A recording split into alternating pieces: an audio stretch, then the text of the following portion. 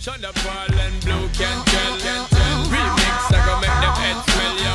Yo, hey, yo, boom, yo, hey, yo, dirty. So what's that supposed to be about, baby? Hey BookTube, it's Angie.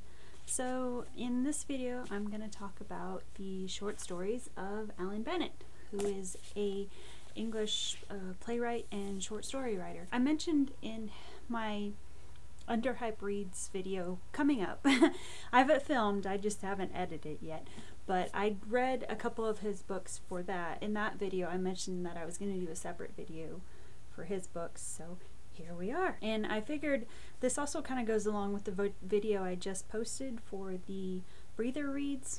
This would classify as more breather reads. So I'll probably link those together. I don't have all of Alan Bennett's works, I just have these ones right now, but I've really enjoyed these, so I will in the future probably be collecting a lot more of these and reviewing them as I go along. So the first one I actually read probably back maybe like September of last year. I don't think I included it in any video, it was just something I was reading on the side. It's a little secret of my channel. I don't do video talks and reviews and everything for every single thing I read. It's mostly if I think you guys will be interested in it, I'll bring it up. But there are some things that I kind of want to feel it out first before I put it out there for an audience. So the first book I read was this bind up, and I had picked this one up because I had heard he was the playwright for the play History Boys, and History Boys the movie is actually one of my favorite movies, and then I found out he was actually, I think, the screenwriter for the movie version, and made me really interested in his works. And so the first one I picked up was The Clothes They Stood Up In and The Lady in the Van. This is a bind up of a couple of different stories of his. The Clothes They Stood Up In, I forget which one is what, okay, yeah, Clothes They Stood Up In is a novella, and The Lady in the Van is a short story. The Lady in the Van is based on someone that Alan Bennett actually knew, but I'll start with The Clothes They Stood Up In. This is a novella about this couple. What is their names? I believe they're called the Ransoms, and Mr. and Mrs. Ransom go to a concert one night, and when they come back they find out that their house has been robbed, and not just like somebody took the silverware or something, they took everything from the curtains to the carpet to every piece of furniture. Every single thing was stripped out of their house. Like somebody just came in with a moving van while they were at a show, took all their stuff and left. Of course, they come home in shock because they were only gone for a few hours. So this novella is their story of trying to piece together a life again when all your stuff gets taken away, and it sort of looks into how much attachment we actually put on our stuff and how freaked out we get when our stuff gets taken away. And it sounds silly because people like to say it's just stuff, and even I say it, and I do believe most of the time it's just stuff, but there are some things of my stuff that I would be really heartbroken to not have anymore. So I do have attachment to things, but in this he uses a really well-off couple who have every luxury available to them, and they get everything taken away, and they basically have to start from scratch, and they don't, I don't know if they don't know or they don't remember how to live on basic terms or live like the poor folks do. So they're a little bit freaked out. They also have the problem of they can't really get insurance money right away because the insurance policy got stolen. So their insurance agent was like, oh, well, we can help you, but it's gonna take a while. So in the meantime, Mr. Ransom is trying to find some consolation and some empathy from his friends, but he finds out that when he tells his traumatic story to his friends, they all seem to want to one-up him with their terror story or their woe is me story, and he doesn't get why nobody is really being there for him. And I felt for Mr. Ransom, because I've been there when you just want somebody to be there for you. And it's an epidemic in my own family, where I have a few relatives.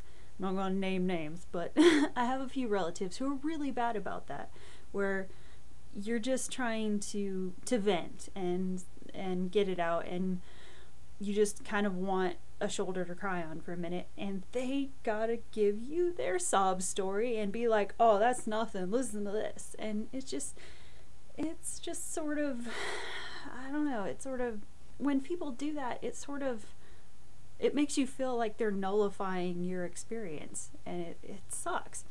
And so he's feeling bad because nobody is really comforting him, nobody's really helping him through this or giving him any useful advice. It's just like, well, I've had it worse. Mrs. Ransom, she's trying to do the best she can.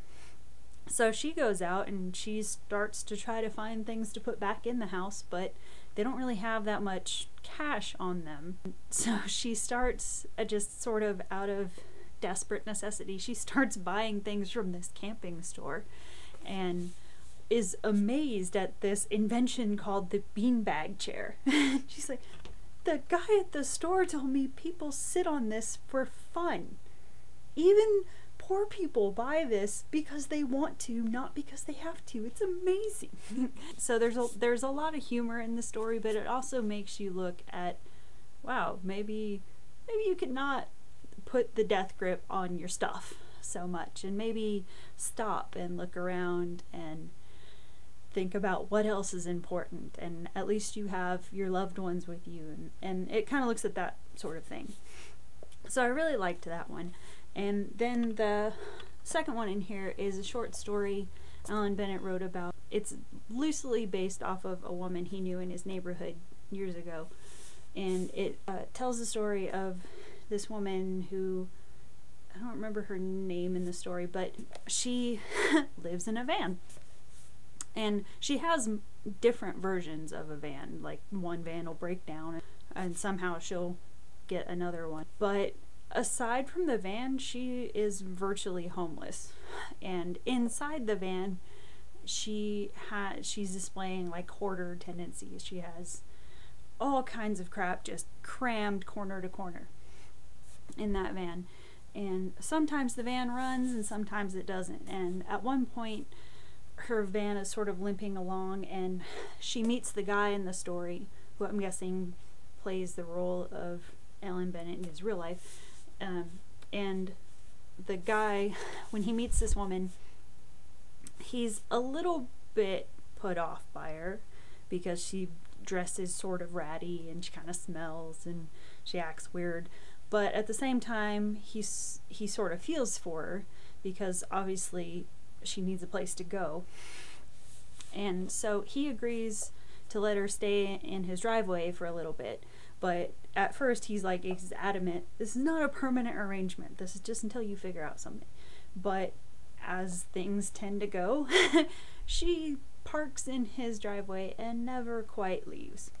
And as the story progresses, he gets to know her a little bit, but she's always holding back a lot about her past and how she ended up the way she is.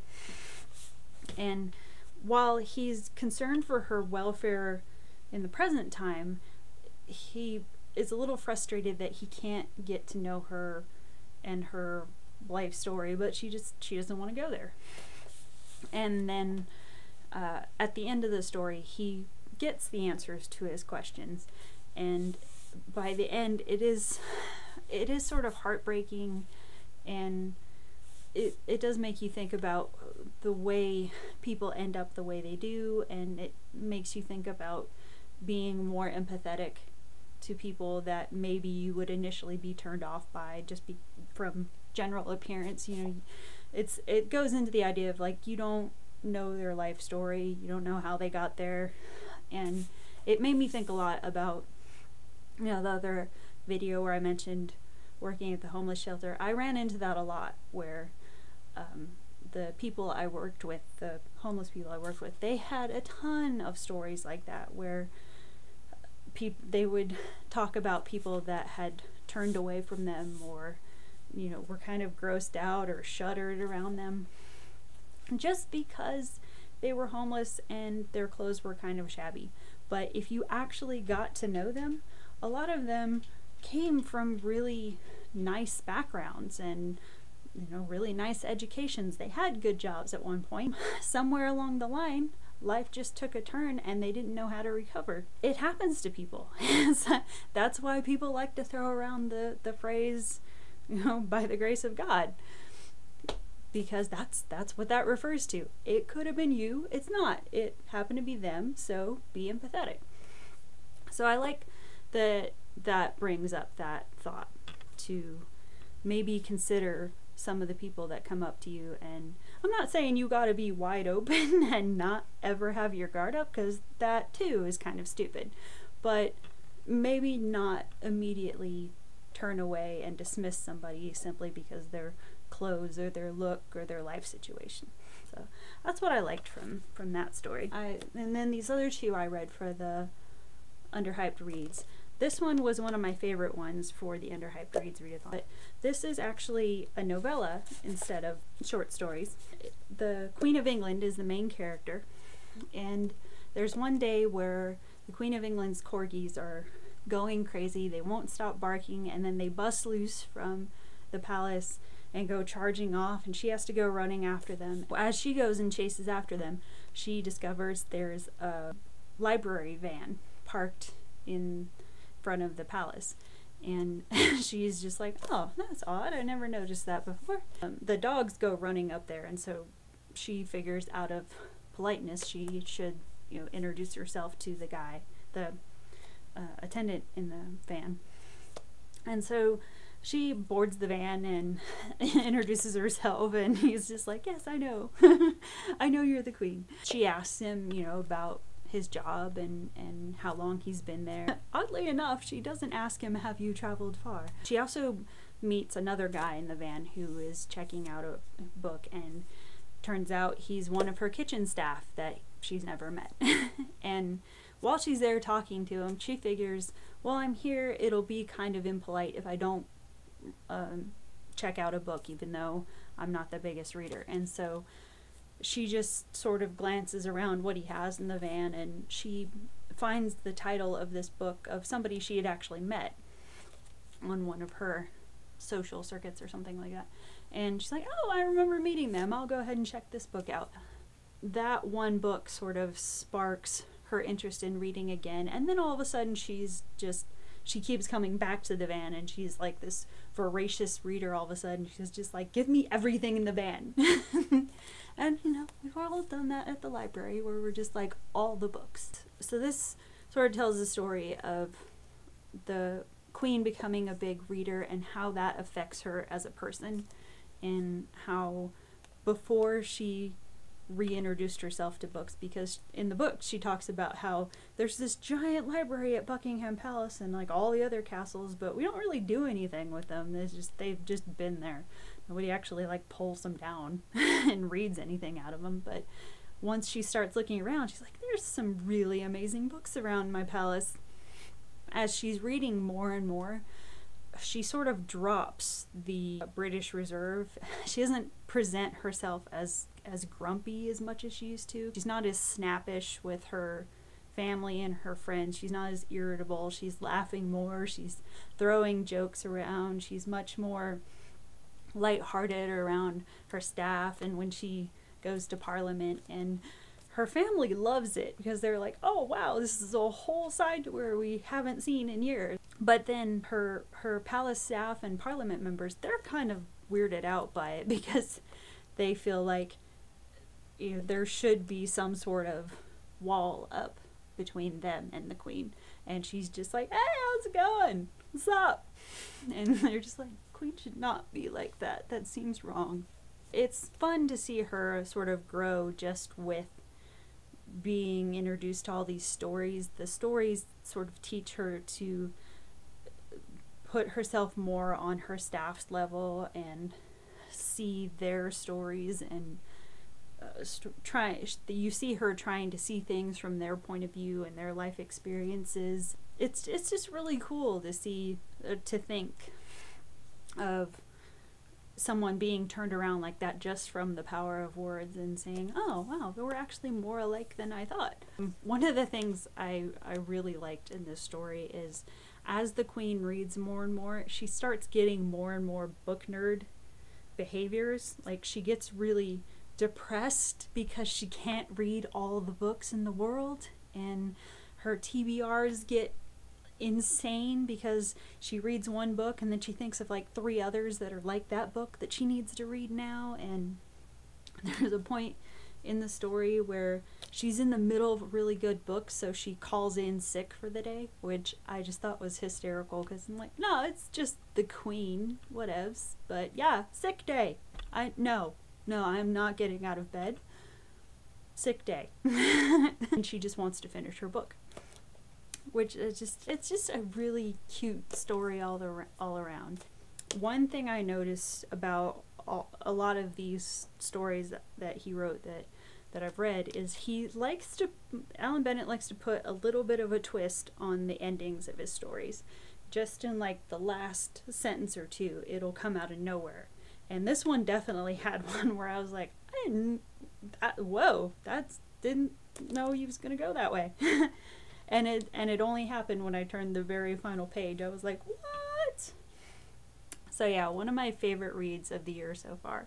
Highly recommend this one. And then the last one I read was Smut.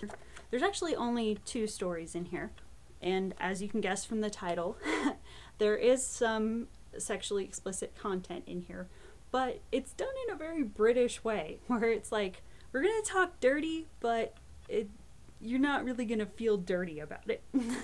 At least for the most part. It's very quiet, and the observations are kind of funny, even though we're talking about like throwing down in these stories. It's just very like, oh, that's fun. So the first story is The Greening of Mrs. Donaldson. Mrs. Donaldson is a 55-year-old who becomes a widow, and after her husband dies, she's informed that her husband didn't really leave her in quite as nice a financial situation as he led her to believe. He left her a little money, but it's not really enough to live off of comfortably.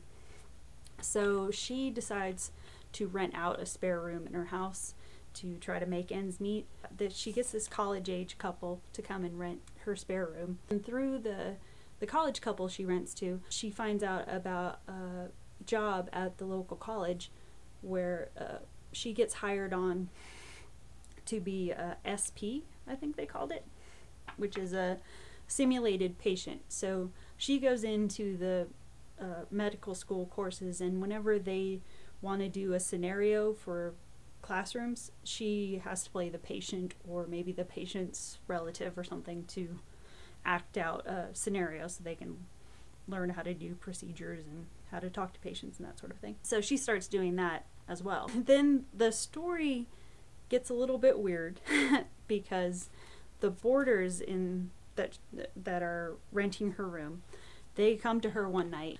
I think they're like 2 or 3 months behind on rent. They sit down with her one night after like weeks of her prodding them, going, how's the rent coming? And so they sit down and they're like, look, we were talking about it last night and we're struggling to come up with the money, but we thought up a situation we thought maybe you'd be interested in, like a little different arrangement. And she's like, what are you talking about? And they come up with this idea. I'm trying to figure out how to put this without offending more sensitive viewers, but basically they come up with this idea from thinking that because Mrs. Donaldson is involved in these SP classes, that maybe she's of an academic mind, or she's intellectual, or likes a scientific environment. Maybe she would find some benefit from observing them having sex. And I'm not sure how, the thing that confuses me about the story is I'm not sure how they thought that was going to equal a rent payment. But for some reason, Mrs. Donaldson agrees to it. They actually use her room, which weirded me out even more. But you have to keep in mind, this is, it sounds dirty, but the way he writes it, it doesn't sound that bad, actually, until there was a scene a little bit later that kind of disturbed me. But up to this point, it's actually not that bad, not that offensive. He doesn't get graphic about it too much. And it's actually kind of funny because at first, she doesn't want to look directly at them. She's like looking at the carpet, looking at the walls, thinking, I need to repair the wallpaper, or my rug is getting threadbare. And then when she actually starts to watch them, she does get clinical about it, where she's just looking, going, oh, is that how the kids do it now? Oh, are those the methods they use? And it's very like British upper lip the way she describes it, as much as you can be British upper lip in that situation. And she starts thinking back to her sex life with her husband before he died and how non-eventful that was. The funny thing is, her being present in this situation, it actually ends up making her a little bit more comfortable with herself. She drops some of her reserve in her life in general, and she starts talking to people a little bit more and interacting with her co-workers a little bit more. Or when Dr. Ballantyne, the doctor that runs the scenarios, when he starts flirting with her, she doesn't exactly turn him away. She's like, oh, all right. So it is kind of cool to see her open up that way. But after a time, this couple decides they're going to move on and move somewhere else. But they end up sending on a couple that they were friends with to rent the room instead. And this is where the story kind of disturbed me a little bit, because the couple comes in and they seem like a normal couple at first, but then one day the guy in the couple just sort of drops it on Mrs. Donaldson, like, hey, can we have the same arrangement our friends did with the rent? Even though we're actually paying our rent, we just want to have like a bank built up in case we ever miss a payment. And so they start doing the same arrangement with having Mrs. Donaldson observe them. But the part that disturbed me was the couple before, they seemed really willing and open about doing this. The second couple, it was just the guy that was cool with it. The girl seemed like she was forced into it. There's a comment the guy makes about, well, if she had just taken something to loosen up, it would have been so much better and she would have had so much more fun. And he basically hints at, oh, I should have drugged her before we did this. And that part kind of got to me, where I'm like, that's because the girl just doesn't act like she's comfortable with the situation at all, and I wasn't comfortable reading about a girl that's not comfortable in that kind of situation. It's just, nobody wants to read about somebody forced into it. If you're a consenting adult, that's one thing, but I don't want to read about a girl that's essentially kind of being raped by her boyfriend in lieu of a non-necessary rent payment bank. It just, that part weirded me out. When I read that, I was like, oh. And that ended up being my least favorite thing I've read by him so far. But there was one cute little, like, book nerdy nod to the last line in the story where it's like, okay, that was kind of funny. But yeah, because of that story, I almost made this book a 3. Because I was like, I was just, that one little scene just really kind of broke me a little bit. But the second story is The Shielding of Mrs. Forbes. And this has to do with Graham, who has like the narcissist complex. He's very in love with the way he looks.